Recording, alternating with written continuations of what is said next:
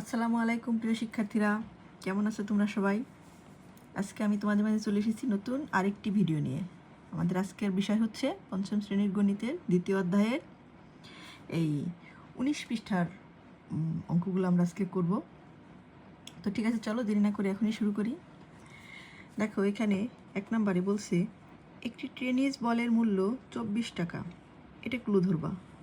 একটা টেনিস বলের দাম হচ্ছে 24 টাকা এবং একটি ক্রিকেট ব্যাটের মূল্য হচ্ছে 150 টাকা। তার মানে প্রথম লাইনে আমাদের হচ্ছে দুইটা ক্লু। একটা টেনিস বলের দাম দেওয়া আছে 24 টাকা, আর একটা ক্রিকেট খেলার যে ব্যাট সেটার দাম দেওয়া আছে 150 টাকা। এখন ক সংখ্যক টেনিস বল, মানে টেনিস বলের সংখ্যা হচ্ছে ক, মানে সঠিক সংখ্যাটা আমাদের জানা নেই, আমাদের বের করতে হবে হয়তো বা। তাহলে ক সংখ্যক, এখন আমাদের যেটা দেওয়া আছে, ক সংখ্যক টেনিস বল ও একটি ক্রিকেট ব্যাট ক্রয় করে দোকানিকে 246 টাকা পরিশোধ করা হলো। মানে ক সংখ্যক বল এবং একটা ব্যাট, এইগুলা মিলে দাম হয়েছিল 246 টাকা। দোকানিকে যেটা আমাদের দিতে হয়েছে, পরিশোধ করতে হয়েছে। এখন গাণিতিক সমস্যাটি গাণিতিক ব্যাখ্যে প্রকাশ করে সমাধান করি। এখন এই যে কথাগুলো এখানে বলছে যে একটা টেনিস বলের মূল্য 24 টাকা, একটা ক্রিকেট ব্যাটের মূল্য 150 টাকা। এখন ক সংখ্যক টেনিস বল ও একটা ক্রিকেট বল ক্রয় করে কি 246 টাকা যে পরিশোধ করছি, এই এতগুলা কথাটা কি আমাদের একটা বাক্যে প্রকাশ করতে হবে। কীভাবে? সেটা হচ্ছে যে গাণিতিক বাক্যে প্রকাশ করতে হবে। দেখো, সেটা এখানে করে দিয়েছে আমাদের বল, মানে টেনিস বল, যেটা বলের সংখ্যা হচ্ছে ক, এই জন্য ক সংখ্যা, আর দাম, একটার দাম হচ্ছে কত? 24 টাকা। আমরা জানি একই জিনিসের, মানে যদি একাধিক হয়, একই রকমের জিনিস যদি একাধিক হয় এবং একটার যদি মূল্য দেওয়া থাকে, সে সবগুলো জিনিসকে ওই একটার মূল্য দিয়ে গুণ করলে, মানে পরিমাণটাকে একটার দাম দিয়ে গুণ করলে কি হয়, সেইটার দাম বের হয়ে যায়। তাহলে এটা হচ্ছে আমাদের টেনিস বলের দাম, আর এটা হচ্ছে আমাদের ক্রিকেট ব্যাটের দাম। তো দুইটা যোগ করে আমাদের 246 টাকা আমাদের বলে দিচ্ছে, মোট দাম 246 টাকা পরিশোধ করতে হয়েছে। তো এটাই হচ্ছে আমাদের গাণিতিক বাক্য, যে ক সংখ্যক টেনিস বলকে, মনে করো ক মানে হচ্ছে মনে করো 10টা টেনিস বলকে একটার দাম দিয়ে গুণ করলে 10টার দামই বের হয়ে যায়। ঠিক এরকম ক সংখ্যক বল, এই জন্য 24 দিয়ে গুণ করলে ক সংখ্যকের দাম বের হয়ে যাবে।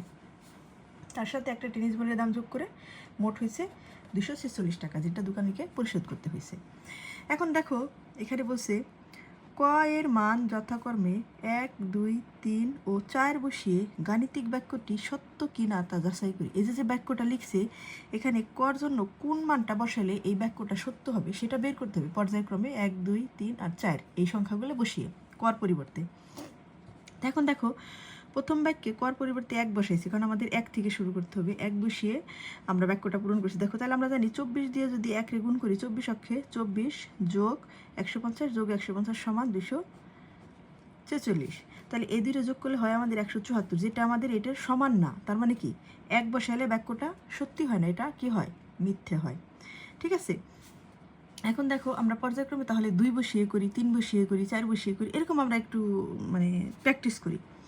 দেখো, আমি যদি এখানে 2 বসাই তাহলে কত হয়, এই দুইটা গুণ করলে 4 দুগুণে 8। আচ্ছা, তোমাদের যদি সমস্যা হয় আমি এখানে আর একটু এভাবে গুণ করে দেখাইছি। 4 দুগুণে 8 আর 2 দুগুণে 4 কত হয়, তাহলে আমাদের 48। তো 48 যদি আমরা এখানে দুইটার পরিবর্তে বসাই, 48 যোগ 150 সমান কত, 246। এখন 48 আর 150 যোগ করলে কত হয়, দেখো 150 আর হচ্ছে 48, আমরা দুটো যোগ করব। 8 আর 0 যোগ করলে 8, 4 আর 5 যোগ করলে হচ্ছে 9, এককে 1 কত হয়, 198। তাহলে আমাদের এখানে দেখা গেল 198 সমান 246। এটাও কি, তার মানে এই দুইটা আমাদের সমান হলো না। তার মানে আমাদের গাণিতিক বাক্যের কর পরিবর্তে যদি 2 বসাই তাহলে আমাদের দুই পাশে সমান হয় না, তার মানে কি, এটা মিথ্যা। বুঝতে পারছো? তো 1 আর 2 আমাদের শেষ। এখন আমরা 3 বসাবো এখানে খালি ঘরে। 3 যদি বসাই তাহলে দেখো, এই 24 যদি আমরা 3 দ্বারা গুণ করি, 3 4 12, 2 হাতে আছে আমাদের কত, 1, 3 2 6 রেখে 7 যোগ যোগ 150 সমান 246। ঠিক আছে, এখন আমরা দেখি এইটা যোগ করে কত হয়। হ্যাঁ, 0 আর 2 যোগ করলে কত, 2, 5 আর 7 যোগ করলে 12, 2 হাতে আছে আমাদের কত, 1, তাহলে 1 আর 1 2, তাহলে কত হয়েছে আমাদের 222। আর কিন্তু এখানে তো আমাদের আছে 200 কত, 46, তার মানে এখনও মিলে নেই। তার মানে কি, এটাও মিথ্যা। ঠিক আছে, কর পরিবর্তে যদি আমরা 3 ধরি তারপরেও আমাদের কি বাক্যটা মিথ্যা হয়, সত্য হয় না। এখন দেখো আমরা কি তারপর লাস্টে বাকি থাকে হচ্ছে 4। এখন আমরা 4 বসাবো। হ্যাঁ, 4 বসালে দেখো আমি যদি 4 দিয়ে 24 গুণ করি তাহলে আমার কত হয়? 4 4 16, 6 হাতে আছে আমার 1, 4 2 8 আর 1 9, যোগ যোগ 150 150 246 সমান। এখন এই দুটো আমরা যোগ করি, 0 আর 6 যোগ করলে 6, হাতে কিছুই থাকে না। 5 আর 9 যোগ করলে কত হয়? 14, 14 4 হাতে আছে আমাদের 1, 1 আর 1 2, 246 হয়ে গেছে আমাদের। দেখছো, এটা আমাদের মিলছে। তার মানে কি, কর জায়গায় আমরা যদি 4 বসাই তাহলে আমাদের বাক্যটা কি হয়? সত্য হয়। এটা কি হয়েছে? এখন বাক্যটা সত্য হয়েছে। তাহলে আমাদের বলের সংখ্যা ছিল কত? 4টি। তার মানে আমরা কয়টা ক্রিকেট বল কিনছিলাম? আমরা 4টা ক্রিকেট বল কিনছিলাম। যেহেতু 4 বসাইলে আমাদের বাক্যটা সত্য হয়। বুঝতে পারছো? এরপরে দেখো সে এক্স্যাক্ট মানে একই রকমের আরেকটা অঙ্ক এখানে দিয়েছে। এটা হচ্ছে 3 নম্বরে কি বলছে দেখো। এখানে বলছে আয়মান বাজার থেকে ক সংখ্যক ডিম কিনে, মানে ডিম কিনলো সে, মানে ডিম কিনছে কয়টা, কয়টা দেয়া নাই, কয়টার জায়গায় কি আছে? ক, মানে পরিমাণটা আমাদের দেয়া নাই। এবং সে দোকানিকে মোট খ টাকা দিল, মানে ক সংখ্যক যে ডিম কিনছে এই ক সংখ্যক ডিমের মোট দাম হয়েছে কত? খ টাকা। তার মানে দোকানদারকে আমাদেরকে খ টাকা দিতে হবে। প্রতিটি ডিমের দাম 12 টাকা হলে নিচের প্রশ্নগুলোর উত্তর খুঁজি। এখন দেখো শর্ত হিসেবে শুধু একটা দেওয়া আছে, একটা ডিমের দাম হচ্ছে 12 টাকা, আর আমরা ডিম কিনছি কয়টা? কটা। তাহলে করে যদি আমরা 12 দিয়ে গুণ করি তাহলে কি ডিমের সংখ্যা বের হয়ে যায়। তাহলে করে 12 দিয়ে আমরা গুণ করি, ডিমের সংখ্যা দাম যদি মোট যদি বের হয়ে যায় তাহলে ডিমের মোট দাম কত? খ টাকা। তাহলে এখানে বলছে ক এবং খ এর সম্পর্ক নির্ণয় করি। তোমরা আবার আরেকটু ভালো করে বুঝো। দেখো ডিম কিনছে হচ্ছে ক সংখ্যক, মানে কটা ডিম কিনছে, ডিমের সংখ্যা হচ্ছে ক, আর একটা ডিমের দাম হচ্ছে কত? 12। তাহলে আমরা যদি এই 12 দিয়ে করে গুণ করি তাহলে ডিমের দাম বের হয়ে যায়, মোট ডিমের দাম। আর মোট ডিমের দাম কত? খ টাকা। তাহলে মোট ডিমের দাম সমান খ, এটাই হয়ে যায়। তাহলে চলো আমরা এই অঙ্কটা একটু খাতায় করি। বুঝতে পারছো? দেখো আমি অঙ্কটা তুলে রেখেছি, এখন আমরা শুধু সমাধান করব। এখানে বলছে ক ও খ এর মধ্যে সম্পর্ক কি। এখন তাহলে আমাদের ক নাম্বারের সমাধান হবে ক ও খ এর সম্পর্ক। প্রথমে আমরা সম্পর্ক বের করব। সম্পর্কটা হচ্ছে তাহলে ডিমের সংখ্যা হচ্ছে ক, আর একটা ডিমের দাম কত? 12 টাকা। তাহলে এটা ডিমের সমান, মানে মোট দাম কত হয় তাহলে? খ টাকা। তাহলে ক সংখ্যক ডিম, একটা ডিমের দাম যদি 12 টাকা হয়, ক দ্বারা কটা ডিম, তাহলে করে 12 দিয়ে গুণ করলে ডিমের দাম বের হয়ে যায়। আর ডিমের দাম কত? খ। তাহলে এই ডির দাম সমান হচ্ছে খ। তাহলে আমাদের এটাই হয়ে গেল। তাহলে ক এর খ এর সম্পর্ক আমাদের বের হয়ে গেল। হ্যাঁ, এটা হচ্ছে ক নং প্রশ্নের উত্তর। যদি ক ধরে করি আমরা। আচ্ছা, আমি এখানে তোমাদের এই অঙ্কটা ক লিখেছি, কিন্তু এটা বইতে 1 2 দেওয়া আছে, আমি 1 2 দিয়ে দিলাম। ঠিক আছে, তাহলে আমাদের 1 নং এটে, তাহলে 1 নং এটে আমাদের ক আর খ এর সম্পর্ক বের হয়ে গেল। বুঝতে পারছো? এখন আমরা খ নাম্বার করব, মানে সরি 2 নাম্বার করব। 2 নাম্বারে কি বলছে দেখো, ক এর মান 10 11 15 হলে খ এর মানগুলো কি হবে। তাহলে আমাদের কি ধরতে হবে? এই ক এর মান ধরতে হবে। এখন এখানে আমরা লিখবো, এটা তো 1 নং থেকে আমাদের মানে ক এর খ এর সম্পর্ক বা একটা গাণিতিক বাক্য আমরা পেয়েছি। তাহলে এখানে লিখব ক হতে বা 1 নং হতে প্রাপ্ত, 1 নং হতে প্রাপ্ত, 1 নং হতে প্রাপ্ত কি? ক গুণন 12 সমান খ, তাই না? এখন ক সমান 10 হলে, দেখো ক যদি 10 হয় তাহলে কি হবে? 10 গুণন 12 সমান খ, তাই হয় না? 10 গুণন 12 সমান হচ্ছে খ। এই যে ক সমান 10 হলে 10 গুণন 12 সমান খ। এখন আমরা কি করব? নিয়ম অনুসারে এই শূন্য আমরা আগে বসিয়ে দিব। সংক্ষিপ্ত নিয়ম অনুসারে 1 দিয়ে 12 গুণ করলে 12ই হয়, সমান খ। তাহলে যদি ক সমান 10 হয়, খ সমান কত হবে? 120 হবে। এখন আবার যদি ধরি, এখন আবার ক সমান কত আছে এখানে? 11 হলে, ক সমান যদি আমাদের 11 হয় তাহলে কি হবে? তাহলে 11 গুণন 12 সমান খ। বুঝতে পারছো? তাহলে 11 গুণন 12তে কত হয় আমরা একটু দেখি। 11 আর 12 যদি গুণ করি তাহলে 2 অক্ষে 2, 2 অক্ষে 2 শূন্য, এককে 1, এককে 1, তাহলে কত হলো 2, 2 আর 1 3, এককে 1। বুঝতে পারছো? তাহলে 11 আর 12 গুণ করলে হয় হচ্ছে আমাদের 132। তাহলে আমরা এখানে লিখতে পারি 132 সমান খ। তাহলে ক যদি 11 হয় তাহলে খ সমান 132 হয়। এখন দেখো আমাদের পরেরটা, আবার ক সমান 15 হলে, ক সমান 15 হলে, তাহলে ক সমান যদি 15 হয়, 15 গুণন 12 সমান খ। এখন 15 আর 12 আবার গুণ করতে হবে। 5 দ্বিগুণে 10 শূন্য, হাতে আছে আমাদের কত 1, 2 একে 2 আর 1 3, 1 ঘর শেষ, এটা শূন্য, তাহলে 5 অক্ষে 5, এককে 1, 0, 5 আর 3 8, এককে 1। তাহলে আমাদের এখানে কত হয় 180 সমান খ।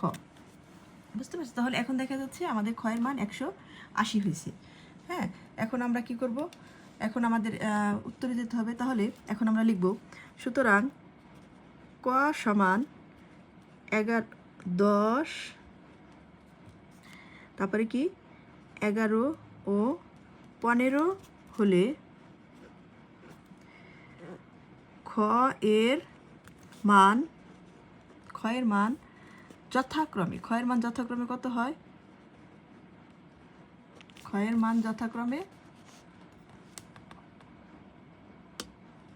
ক্ষয়ের মান যথাক্রমে হচ্ছে কত, তাহলে প্রথমটা কত 120, তারপরটা 132, তারপরটা হচ্ছে 180।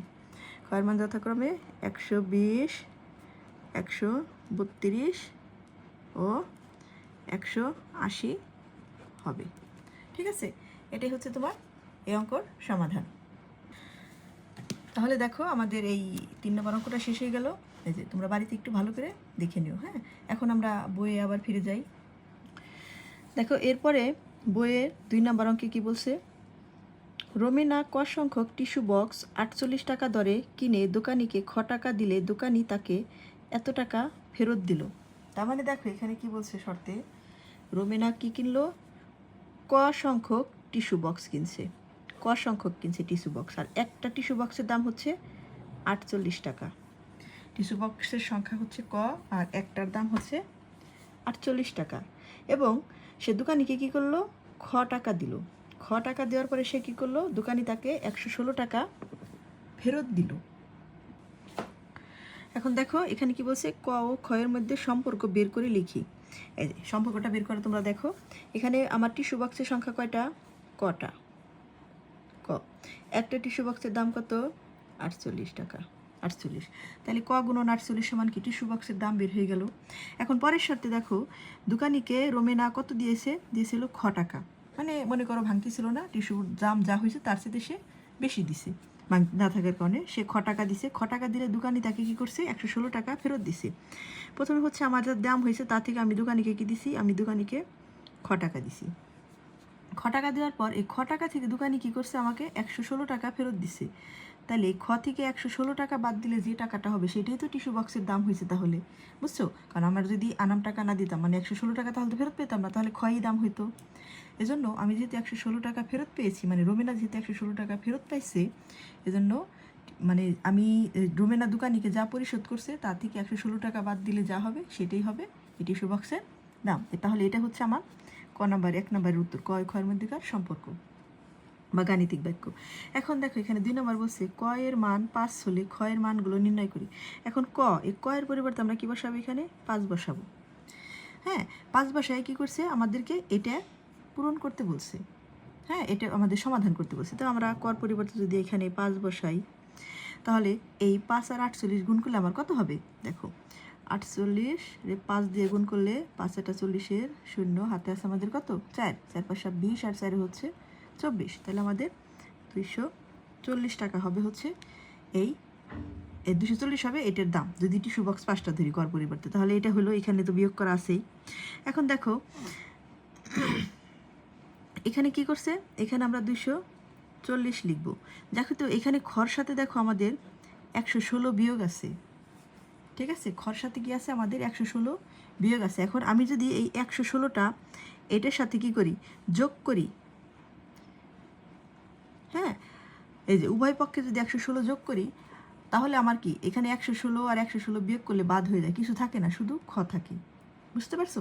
এটা হচ্ছে নতুন আরেকটা নিয়ম। এটা আরেকটু শর্টকাট অন্যভাবেও করা যায়। দেখো, এটা এই লাইনের পরে বিশেষ করে এই লাইনের পরে যদি আমি লিখি, আমি এইভাবে লিখতে পারি যে 240, যেহেতু এখানে কি 116 আগে বিয়োগ আছে, আমি বাম পাশে এনে 116 যোগ করে দিব, তাহলে এই পাশে শুধু কি থাকবে, খ থাকবে। ঠিক এরকমই এই ডান পাশের খর সাথে ঘর বিয়োগ 116টাকে বাদ দেওয়ার জন্য, তাহলে তুমি মনে করো 116 থেকে যদি 116 বাদ দেওয়া যায় তাহলে এই বিয়োগ মানে বাদ হয়ে যায়, কারণ এখানে তো আমার 116 আসেই বিয়োগের, তাহলে আমি বাদ দিলে কি বাদ হবে? এখানে যদি আমি 116 সাথে আরও 116 বিয়োগ করি তাহলে তো হবে না। কি করতে হবে? এই জন্য আমার 116 যোগ করতে হবে। যোগটা কীভাবে করতে হবে, আমরা কীভাবে বুঝবো? কারণ আমরা যদি 116টাই যে বাম পাশে আনি, এই যে দেখো এটার পরিবর্তে যদি আমি এটা লিখি 116কে আমি বাম পাশে আনলে যোগ হয়ে যায়, এই যে এই পাশে 116 যোগ করবো আমি, এই পাশেও আমি 116 যোগ করব, তাহলে বাদ হয়ে যায়। এখানে এভাবে করার পরে আরেকটা জিনিস লিখে দিতে হয় উভয়